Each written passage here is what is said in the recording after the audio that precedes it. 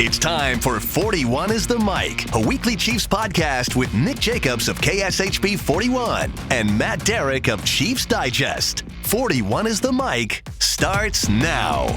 Yes, everyone, welcome back. It is 41 is the Mic. I am Matt Derrick from Chiefs Digest, alongside Week 1 review enthusiast Nick Jacobs from KSHB 41.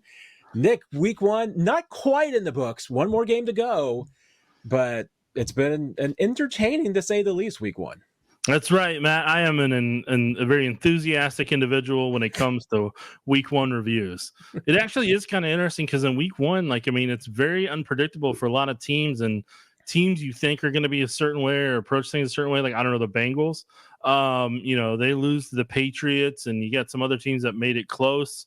For example, you had the the Dolphins almost lost to the Jaguars today, and then the Bills held on against the Cardinals. Chargers had an interesting matchup there for a while, then they finally took over there towards the end, and then they had that brawl there in the end zone. And I will tell you, Matt, there were a couple running backs that I saw do well that made me sad, because I was hoping they would potentially be Chiefs in the offseason. J.K. Dobbins. I know J.K. Dobbins at the top of the list. Zach Moss was another one that did well with the Bengals today.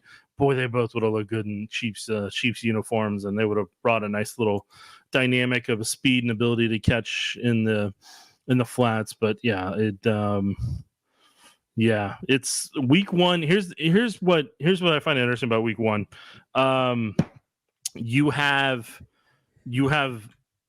can tell who practice hard. You can tell who let their guys get in preseason, knock the rust off, get into somewhat of a rhythm. And you saw who was physical, who tackled well Week 1 were the teams that got physical during camp and put an emphasis on that type of stuff. Yeah, that's, I think, one of the two takeaways I think that I saw most prevalent throughout the day on Sunday. One was that football was not very good. But especially some first halves. And to your point, Josh Allen had to come back from 10 points down. Tua had to come back from 14 points down. There were some Mahomesian type comebacks around the AFC, because there were some teams on the ropes early. But not only was the football not necessarily great throughout Week 1, but the officiating was also pretty rough throughout Week 1. Obviously there was complaints in the Chiefs-Ravens game. I guess, once again, you cut back on the preseason for everybody, Nick. The referees have fewer games to work it out. And I think it does show. And you're right. There does seem to be a difference in the fact that the Chiefs are one of the more physical teams in the preseason, one of the teams that worked the hardest. And frankly, their starters played the most in the preseason. I think it showed in Week 1. That's, I think, a big reason why they beat the Ravens. Yeah, I think that plays a part in it. And also just kind of part of me gets terrified to think if they didn't do those things, how some of their conditioning would have been during that fourth quarter against the Ravens. Yeah. And, while we're on it, let's just start there. And, now that you've had a couple of days to reflect on it, and I know you've gone back and watched the game quite a bit. Did your Jacob's eye in the sky on Twitter? For anybody who doesn't take a notice of that, you should be. But what's your kind of verdict on Chiefs Ravens in retrospect? Yeah, I'd say first and foremost, it became a hot topic on Twitter on Saturday for reasons it shouldn't have. My opinion on Kingsley Suamataia. Here's what I'm gonna say about Kingsley. So the thing I want people to know is what I'm basing him off of is where most rookies are at that I've seen that come into the Chiefs organization or around the league when I'm watching coaches film, and kind of where I feel they're at from a skill set perspective and what most guys have to work on coming out of college. So for somebody like Kingsley, when I put out my tweet that I said that I saw about probably 5 or 6 plays that I counted to the 54 plus that he had that I think he wanted back. And I can only do it based off what I'm actually seeing. So and what I'm saying by that is, I know, Mitchell Schwartz, I know he tweeted out and he had a video, and then he kind of responded to the individual that was trying to pit him and I against each other. Where Mitch said Mahomes got rid of the ball, quickly, so that avoided even more situations, and he's not wrong about it. But and the kicker of it is, like I said to the person, is look, Mitchell Schwartz is a former elite right tackle, one of the best in the game during his era when the Chiefs signed him from Cleveland, had a great line coach in Cleveland. And Mitchell was one of the elite tacticians at right tackle in the NFL. And he literally protected for Patrick Mahomes and won one of the Super Bowls we've been toting and talking about here for years and years. Like, Mitchell knows what he's talking about, and I trust Mitchell's viewpoint on things, just like I trust Jason Dunn, because Jason Dunn chimed in as well. And Jason Dunn's arguably one of the best blocking tight ends that's ever played for the Chiefs, and one of the best blocking tight ends that's ever been in the NFL. So, like, whenever they say something, I'm going to respect what they say and pay attention to it. And even if I have something that may be a little different or maybe a little wrong from them, I'm not going to say that they're wrong, because I'm smart enough to know where my limitations are from never having played in the NFL or, been a coaching intern or something like that. So, like, that's kind of where I'm at on that front. And so, like, for what I'm talking about, Kingsley, I know there's some people that are going to be down on him. There's some people that just want to know where he's at, and is he developing? Is he doing these type of things? Here's what I can tell you about Kingsley. Right now, this is the number one thing when offensive tackles come in from college, especially these days. They don't have the strength that is going to help them constantly win in the NFL or maintain in the NFL. So for somebody like Kingsley, once he gets that year, and like we've talked about Ethan Driscoll and Hunter Norzat and those guys, all of them collectively are going to have an NFL strength training program to get to a certain level to where they can be at the likes of a Trey Smith and a Creed Humphrey and a Joe Tooney in his prime. Like, all those guys had to earn their right to get to that point and had to go through a lot of lumps and a lot of things to get there. So for Kingsley, and what I'm going to say from a positive perspective, the guy from college to now, the work he's done to have quick feet, because whenever I watched him at BYU, he reminded me a little bit of Orlando Brown, like cementing his shoes, and that's why I didn't have him as one of my favorites. But when he got to the Chiefs and I got to watch him, I was like, oh, those feet are a lot quicker there. Why weren't those on tape in college? And what have you been doing to get them that quick? Tip of the cap to you, sir. And so seeing that was good. What he's still learning right now, one thing I do love is he doesn't have his hands in the holsters. So what I mean by that is they're not down near his hip. Where your hips are at, his hands aren't down there having to load up to punch. They are already in position to potentially punch. Right now, where he's at is he's still trying to learn, when do I punch? When do I get that first initial punch? How far do I extend my arm? How, and try to get confident with it, because he's trying to break a lot of bad habits that he had in college and things that worked in college that aren't going to work now in the NFL. So for somebody like him, for his size, he's got high athletic ability. I think he's got he had a powerful punch in college. And I think once he gets confident and his head's not trying to go through a checklist of, okay, well, Coach Heck taught me this, they taught me this, they taught me that. Am I doing that right? Am I doing that right? And not have that hesitation and just have it kind of be more of a muscle memory reaction. I mean, there's a chance he could be a Pro Bowl franchise left tackle. Am I saying definitively that's what he's going to be? No, that's a lot of work to get to that point. But with each passing week, he's going to get some really good tests week after week after week in the NFL to really kind of help him get to hopefully that level. So by the time he's in the end of year 2 or the beginning of year 3 or maybe even year 4, he is at that level to where they got to make a tough decision. Hey, is he at the franchise tackle level where they need to pay him? Or is he just kind of a guy at that point that's, similar to what they had? But I personally believe athletically, he's a significant upgrade over Orlando Brown. Orlando Brown would just be a guy that would extend his arms out fully and then just try to have a defender run around him. That was his game. That's what he did. So, Matt, I have talked entirely too long. The floor is back to you, sir. My apologies. Well, you didn't talk too long, because that's what most of the listeners are here to listen to you, Nick. So no, they're here to listen to both of us. It's both, but they're here to listen to both of us, sir. Well, and my kind of takeaway from Kingsley was that it is one game. It's one set of sample sizes, right. And I think you got Thursday night. Whatever you want, probably had a preconception about Kingsley Suamataia. You got to reinforce that. If you believe that he still has a lot of work, you had enough plays that you could say, you know what, yeah, hey, here were some snaps that he didn't do very well in. If you're someone who believes that Kingsley is absolutely the greatest thing since sliced bread, is going to be a star in this league, you saw enough that you could make that case in there. I mean, but that's what happens in one game. I mean, the verdict is going to be what happens week in and week out. But the Chiefs, to your point, Nick, they believe that they've got a star in the making here. They do. And they've seen a lot more of it than we have, because we go back to training camp once again. Even those of us who've been out there at practice, we get to see 2 hours of the 13-hour workday that the Chiefs have. They've seen a lot more of them than we have. And the most bullish people in the world on Kingsley Suamataia are the Chiefs.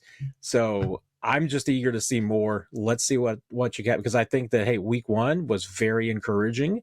Is there things to work on? Yeah, there are. But I think you could probably say that about a lot of players right now. There's a lot of things to work on. So let's see. But I'm eager to see more. And this week will be a bit of a test. I mean, there's a couple of players on the Bengals that can get after the quarterback. There's maybe a couple, more than a couple, but that might be one of their only strengths, is getting after the quarterback. So Kings is going to get tested this week. I'm interested to see what happens, but it's a journey. It's not one game sample size, and he's probably going to have some good days and bad days. And I didn't want to interrupt you, but I want to go back to the sliced bread comment, sir. Do you know where the home of sliced bread is? Yes, but I have forgotten. It is Chillicothe, Missouri. Okay, there you go. On Highway 36. I have family that lives in that town and also in that area, so I couldn't let it go. I had to make that town proud, and part of my childhood involves being in that town. So literally, when you get off at the exit for Chillicothe, Missouri, off 36 Highway, east of Hamilton, the home of Penny High, which is after the J.C. Penney's. Then further on down, you have Wheeling at one point. Before that, you have Meadville, where my dad graduated from. And then further east, you get to where a lot of my family lives, in Laclede, Missouri. And a little further east, Brookfield, and then even further, but in Laclede is the home of General John J. Pershing, who was a World War general. It's his boyhood home there, a couple blocks from where my grandma and grandpa were before they passed. And then on down the way, you got the home of Walt Disney there in Marceline. So as Mick has joked with me many times before, and not necessarily joke, but he's kind of right. Like they could call themselves Highway 36. They could call Highway 36 the highway of geniuses or difference makers. Because I mean, what were you doing before the bread was sliced? You just had a big loaf, or what? What was going on here? There you go. And before Walt Disney and J.C. Penney, where did we buy slacks, and where did we get entertained? I know, and that's why Highway 36 is so important, Matt. So, guys, you didn't think you were going to get a lesson on the state of Missouri's Highway 36, but here you were on 41 is the mic on a late Sunday. You may be hearing this, or Monday or Tuesday, who the heck knows, and you're getting that. See, and I knew the thing about the sliced bread, but I'd forgotten it. So clearly, in those 6,500 brain cells a day that you lose after age 35, at some point I lost the Chillicothe thing, and like from Saturday night to Sunday, apparently I also lost Joe Burrow's name. So I'm working on a lot of things here, Nick. Matt, you were magical on Sunday Sound Off, no matter how much you beat yourself up over it. Okay. Well, since I remember Joe Burrow's name, going around the AFC. Yeah, an interesting day on Sunday, and we'll get to what the Bengals did. I mean, we can maybe wrap up there against the Patriots as we go into the preview for next week. But I thought, Nick, at the beginning of the day, at halftime of the early games, I was like, okay, the Chiefs are clearly going to go 15-2 because the Bills are taking a step back, the Dolphins are taking a step back. Everybody's taking a step back in the AFC except the Chiefs and maybe the Ravens.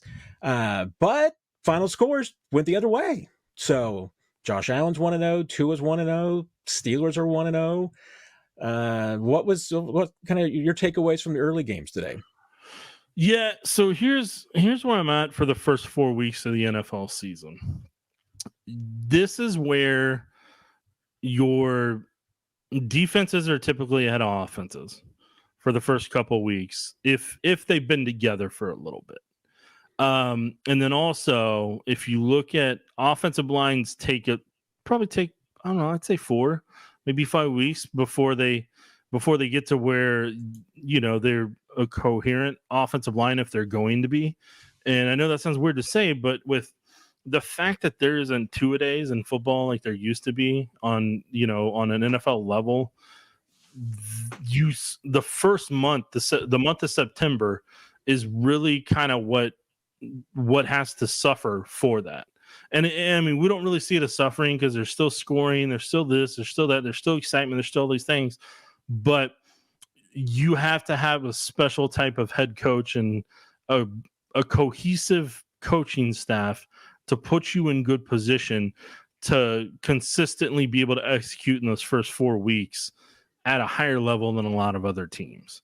And I hope that made sense. And if it didn't, then that's my bad. But it's just those first handful of weeks, you're gonna have teams working out who they think they are, who they want to be. And then, for example, take the Ravens offensive line this past week.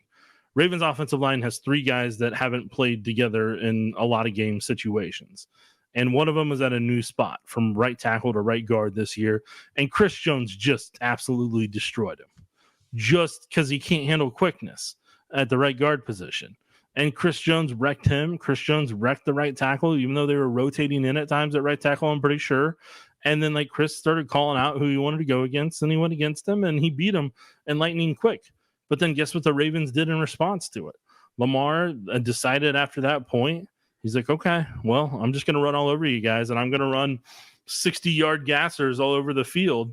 And, and I'm going to tire out your pass rush that doesn't have enough depth to be able to do anything about it. And then they came up with some key plays off of it, and they just kind of let the Chiefs D-line kind of tire themselves out with the fact they didn't have depth. And they did that purely off Lamar's legs.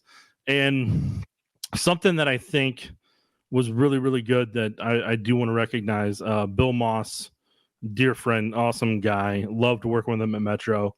And him and Tim Grunhard were on with Stephen St. John Friday morning. And something that they said that's really stuck with me, and I want to give them credit, is like Bill said, you work all off season. I'm pretty sure it's Bill. I apologize if it was Tim, but I'm pretty sure it's Bill. You work all off season to try to correct the wrongs of that AFC Championship game.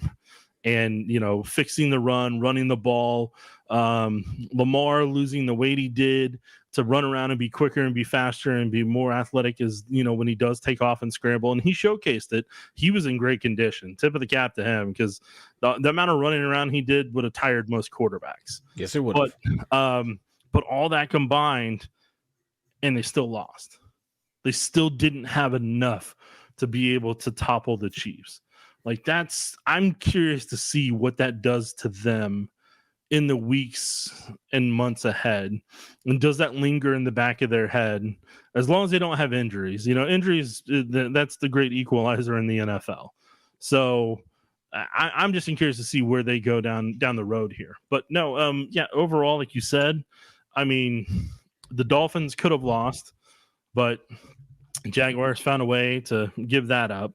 The Bills game was really interesting. And then I got to watch part of the Chargers, and the Chargers just got physical and just took it over. And so, Harbaugh, he didn't mess around. And I was really impressed with what Jared Mayo did against the Bengals. I thought the Patriots had one of those performances. And when you're somebody like the Bengals going into it, you don't know what Jared Mayo and that coaching staff's going to do. You have absolutely no idea. And you're like, I don't know if they're going to run this, they're going to run that, because it's all brand new. And for Lou Anarumo, that caught him off surprise to a certain extent. And so, again, I've talked way too much, Matt. I'm conceding the floor to you again, sir. But I'm going to do the exact same thing that you did, because But you I'm going deserve to circle back a little bit to the Ravens game too, because you kind of As touched you on should. something. You reminded me of something that I kind of wanted to bring up earlier and Go for it. neglected to, which is that, and we talked about this again on Sunday Sound Off earlier tonight. But the Ravens, after the game, and the comments from Lamar Jackson and Likely and Roquan and everybody, you know what they reminded me a lot, Nick? It reminded me a lot of post games from 2016 to 2018 Chiefs, especially in the playoffs, in the postseason, because that was a team that hadn't done it. That was a team that honestly didn't know if it could do it. And there was a little bit of a, chip on the block, and there was a little bit of, just excuses, for lack of a better word. I mean, blaming the refs is an excuse. I mean, blaming anybody else, and having this false bravado, I'm going to call it. The Chiefs had that in spades in 2017 and 2018, because, it was generally somebody else's fault that they lost. It wasn't their fault. And hey, maybe it was just Patrick Mahomes that changed it. I think there was a lot of things that changed that, but they had a different mentality in 2019. And that's why I think they were able to get over it. I'm not convinced that this Ravens team is still ready to get over it, because once again, when you're blaming everybody else for your losses, you're not really taking responsibility for anything. And that's the biggest thing that you got to do. I mean, everybody's got to take responsibility for your wins and your losses. And that's really the only way you get over the hump. That's the only way you win something. And to be honest, I mean, I think that's one of the reasons why in the NFL we've seen some dynasties here, because it's hard to do. I mean, that's why maybe the Chiefs and the Patriots have been winning, because they've got players and coaches who understand that. I think the Rams are another good example, a coach who had some players who understand that. I'm not sure the Ravens are there yet. And just because, like I said, those are the exact same things I heard from those Chiefs players in 16, 17, and 18. And you don't really hear that anymore. I mean, and first of all, they shouldn't maybe making excuses for anything. But I mean, the Ravens, I mean, once they get to the point where it's no longer about whether, the refs took this game away from them, or, the Chiefs are just lucky next time they're going to be in trouble. No. I mean, it should be, what, we lost because I didn't do my job well enough. We lost because I didn't do X. I've got to make sure that the next time I'm doing this better, and I got to make sure that the guy next to me is doing it better. And that's the only way we're going to beat Kansas City. Until they say that, instead of blaming everybody else, it's going to be the same result. So that's me just getting off my high horse there. But like I said, I heard a lot of those same excuses from the Chiefs when they bowed out in those 3 seasons, and it reminded me a lot of the Ravens the other night. Tip of the cap to you, sir. So with that, work on the dance floor there. With that rant, okay, maybe we both got our rants out of the way. I don't know, but we might have more. People never know when we're gonna have come up with a good rant. Q&A is normally where it taps more into it for me. That's true. We got a little bit more to spread our legs for our rants there, but. Yeah, I thought that you're absolutely right. I mean, to me, I think that was another takeaway from the early games, is that there was a little bit of everybody feeling their way through the first half of those games, and second half was a little bit of cream rising. The favorites seemed to come away. A lot of home teams, finally getting on top. The better teams pulling it out in the end, but. I'm with you that Patriots, and we'll circle over and get to this, getting ready to go to the Bengals preview. But Bengals, I mean, Patriots were very impressive, and Cincinnati was not. I mean, that looked like a team that was just out of sorts. And you've observed a great stat about Cincinnati early in the season. Well, I mean, but we got to give credit to him. What is the Twitter handle? I gotta find it. He goes by front office on Twitter. Yeah, front office NFL. Tony Holzman. He's an NFL researcher, and the stat he put out there is that the Bengals are 1-6 in weeks 1 and 2 since 2021, the worst record in the NFL over that span. Joe Burrow has 9 passing TDs and 8 interceptions in those games. But then, me, I get curious. So then I went back and looked at 2020, And in 2020, they were not doing well then either, because they lost their first 2 games then. I just want to double check one thing while we're on here live, or not live, but live for you while you're watching this. And I got the scores if you want them. No, the scores, it's not that. I'm just double checking that Burrow was because I can't remember when he had his ACL injury. So I want to double check. He was a starter. Yeah, he didn't. The Okay. ACL injury was in week 10. Okay, so if that's the case, then I think, what did I tell you earlier? I thought it was 1-9. Is it 1-8 or 1-9? 1-9. Well, 1-10 now because of today. So, well, no, it's 1-6 including today. Tony didn't include the. Oh, there you go. Sorry, yeah, so 1-8. 1-8. Yes, that's crazy, man. Yeah, but like the entire time he's been a quarterback, the first 2 weeks they start slow, but then they always seem to crank it on. And their only win, I think, when we looked it up, was 2021 against the Vikings in week 1, where they beat them 27-24 in a close game. So the bigger question in that, for if I'm looking at that, what isn't Cincinnati doing in preseason and in training camp that's causing them to start out slow, to start out sloppy, and to look like this early on? Like that's the bigger question that I have, is what is it to use those guys from Office Space? What is it you say you're doing around here?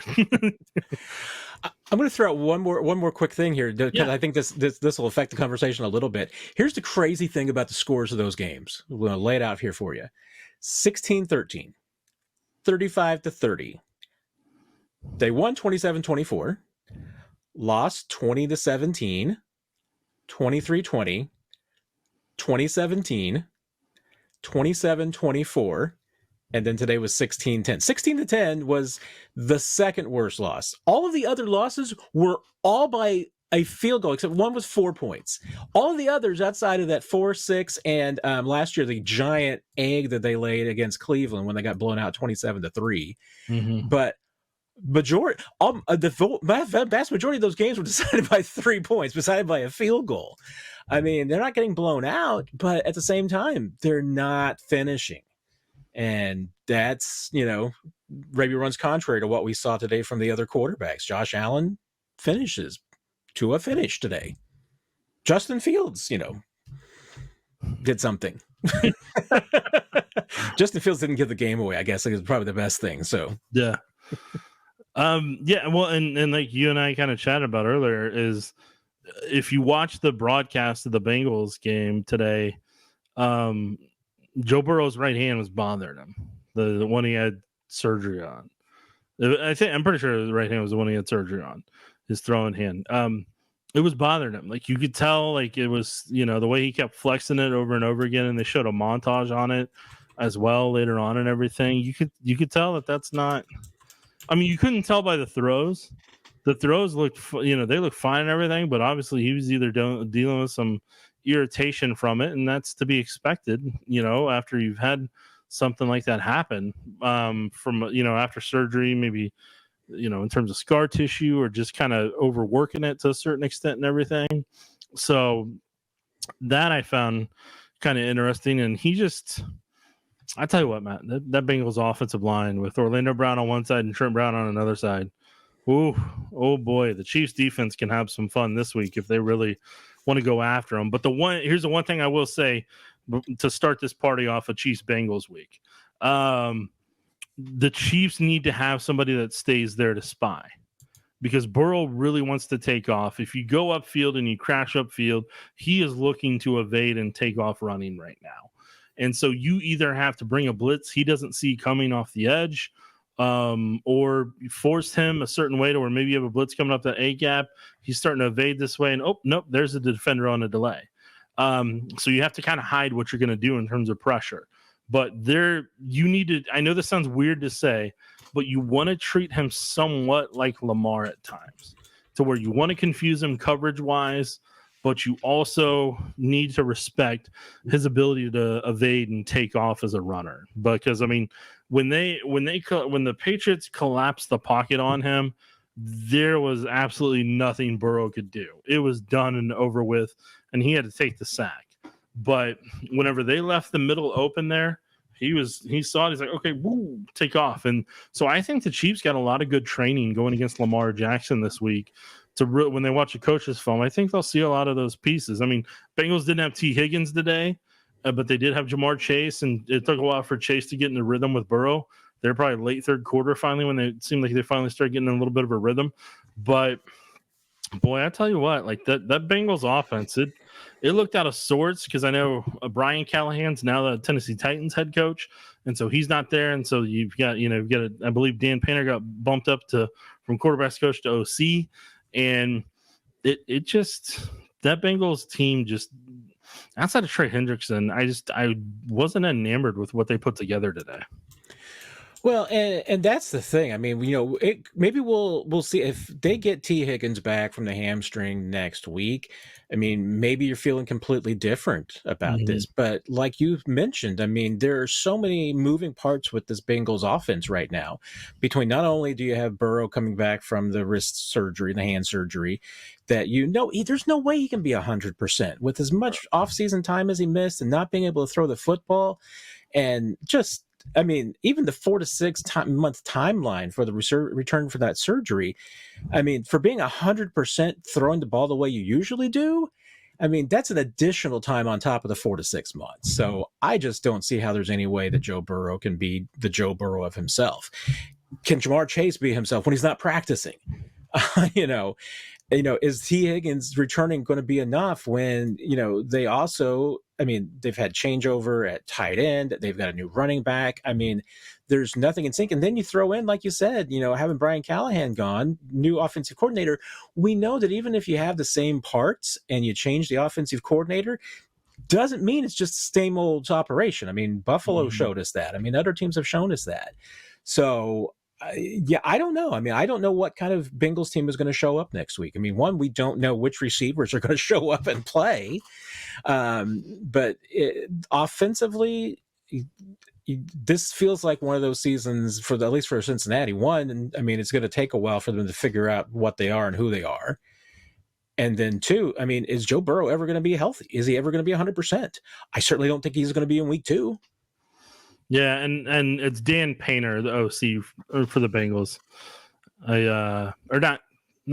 Pitcher, not Painter. Sorry, I said Dan Painter before. I keep mixing pitcher and Painter. It's Dan Pitcher.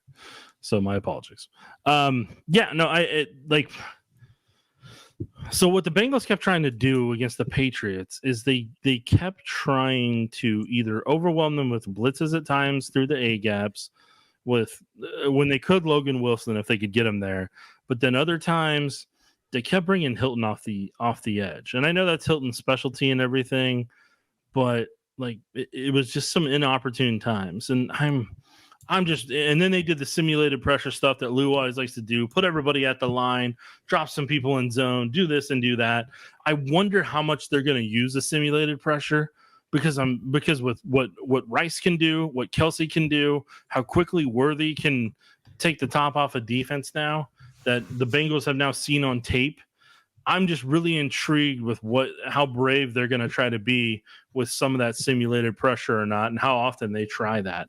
Because if they try that enough and you leave Worthy or Rice out there in space, here's your winning lottery numbers. Good luck to you. Because I'm telling you, like there's a lot for the Chiefs to be able to attack. And what I love about the way the Chiefs schedule worked out is they got 3 days to rest and recover and recoup, or get away from football, reset a little bit, and then they get to come back in and start the work week. And they all got to watch a Bengals game if they wanted to, or maybe go catch some tennis or something like that, or go catch KC Current game, because I know Mahomes and his wife did that yesterday against the Current. But yeah, and Spagnuolo was there too, if I remember correctly. But they got 3 days ahead of the Bengals, technically 4, because tomorrow is going to be recovery day for the Bengals. So I think I'm curious to see how quickly the Chiefs can jump out to a hot start,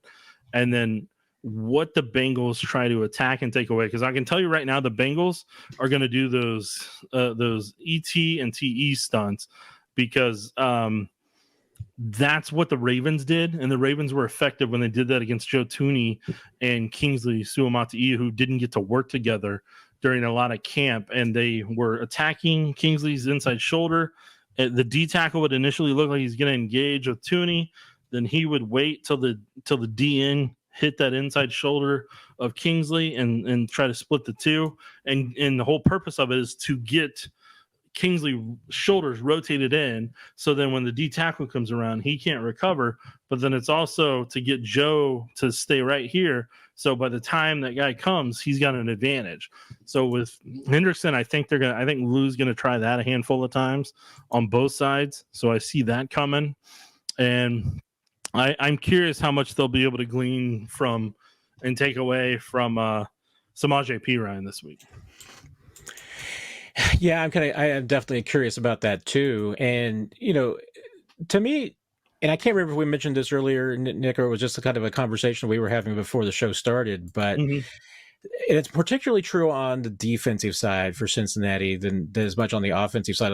But because to me, the problem on the defensive side is that, the Bengals feel like they've kind of missed their window, as far as taking advantage of Joe Burrow and taking advantage of the defense that they had, because they had a really good defense. That's why they were able to beat the Chiefs, because they had a good defense. Lou had great game plans for the Chiefs. That was a big part of it. But, everybody's getting older now. And it's a very old group for the most part, the Chiefs have Chris Jones is their one old guy. But Chris Jones is the best in the game. So that's okay if Chris Jones is 30 and turning 30. But Sam Hubbard, I think, is 29. Trey Hendrickson, I think, is 29 or 30. BJ Hill is 29. I think Geno Stone's 29, 30. A lot of these guys are getting old now. And Mike Hilton is turning 30 this year. It's like everybody across the board is 29 or 30 years old. And that's not ideal for a defense, because that's a defense that lacks speed and getting slower as it goes on. They depend on those simulated pressures. They depend on those sophisticated looks and trying to throw something at Mahomes that he hasn't seen before. That's what they're going to thrive on, because I'm just not sure that the Bengals can keep up with them. And when you're talking about the speed that the Chiefs have now, I definitely don't know if the Bengals can keep up with them. Yeah, and it'll be interesting. This will be a big week to see if Hollywood Brown's able to come back. If it's this week or if they wait till Atlanta, I think they can do either, and they'd be fine. And then the other thing that I think we'll see this upcoming weekend, and I hope we see a lot more of it, is the 3 and maybe 4 tight end sets. I'm intrigued to see if the Chiefs are bring that out there, because the Patriots ran some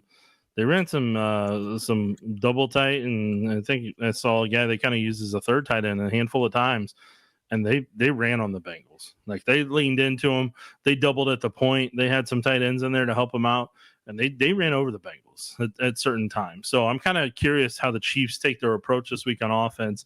Do they try to do something similar, what they did with Rice? How do the Bengals respond to Rice's performance versus do they kind of double Kelsey? Do they double Rice? Do they drop back into zones? Or do they, like I said, do they try to use the simulated pressure, and just kind of how they go about it? But I'm really excited this week, because this will be the first time I get to take NFL Pro. And once the coaches film is up, I can look at everything each team did on first downs. I'm really excited. I can look at what they did on second downs, and I can start to see if I can find a pattern. Because Matt, you know better than anybody, if you give me enough time, I can find a pattern for a lot of things, and I can find it. Yes, you can. And that's the fun thing about NFL Pro, if you all haven't heard and everything. It's really giving people, especially like I'll say more for Nick than myself, because I'm much more of a numbers guy than a film guy, and much more of a scout guy than a film guy. So you guys are all better than me than that. I'm better at talking to people and finding out what they say and then telling you what they say.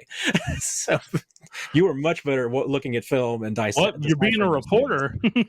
I'm much better at that than the film stuff that you are so good at. But this is giving people like Nick, the tools that the NFL teams and coaches have, because you're able to now with NFL Plus go through and look at all this stuff so quickly and back to back and everything. And that's exactly how you pick up on tendencies. And that's how you figure these things out. It's going to be so much easier for all of you that do that kind of work, because that used to just be mind numbing to be able to, you certainly couldn't do it at the NFL speed, where they could have it all on their tablet. And right there, it's like bang, bam, boom. Here's every single first down. Or as, Andy Reid likes to give the examples. Here's all your ZNs. If you're a receiver or a quarterback, here's all your throws. And here's, you know what? I don't know if I ever told you this, Nick, but just for everybody else out there, because I'm a dork. I actually asked Andy Reid about that because, I've heard him just say, as for an example, about, here's your ZNs, or here's your 20 ZNs, and just ask, why is ZN always his example of a play or a route and everything? And he's like, that's just the most basic West Coast concept that I can think of. So it just cracked me up. Well, Matt, you got any final thoughts here pretty quickly? I guess we are pretty much running out of time. I let all your good stories get to me there. We'll be talking more about this, and then Tuesday night and everything like that. I like the Chiefs' chances. We'll see what happens, but obviously, you look at everything, Nick. Should be a game that's in the Chiefs' favor. It will be interesting, Matt. Don't forget to join us Tuesday on the Q&A. That's right. And make sure to give us a 5-star review, hit the bell, subscribe, all those fun things, so you can keep up with everything that goes on at Chiefs Digest and with 41 is the mic. And don't forget everything at KSHB 41 as well. Until next time, I bid you adieu. You've been listening to 41 is the Mic, presented by KSHB 41, your home of the Chiefs and Chiefs Digest.